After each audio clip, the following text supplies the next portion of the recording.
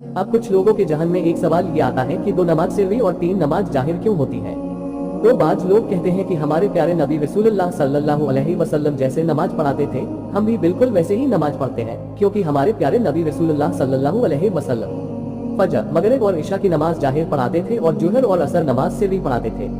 इसलिए हम लोग भी वैसे ही नमाज पढ़ते हैं। इसके अलावा बाज लोग इसी बात को आगे बढ़ाते हुए कहते हैं कि जब इस्लाम का आगाज हुआ था तब पहले कुफ्फार मुसलमानों को बहुत परेशान करते थे और वो लोग मुसलमानों की जुहर और असर की नमाज के दौरान बहुत शोर शराबा करते थे ताकि मुसलमान नमाज न पढ़ सके। तो अल्लाह ताला ने आयत नाजिल करके नबी करीम से कहा कि ए नबी, नमाज न तो बिल्कुल धीरे पढ़ी जाए और न ही बिल्कुल बुलंद आवाज में, इसलिए आप नमाज पढ़ने के लिए बीच का रास्ता निकालिए। इसलिए नबी करीम ने जुहर और असर की नमाज सिरवी पढ़ाई, क्योंकि इस वक्त ही अहले कुफ्फार ज्यादा परेशान करते थे।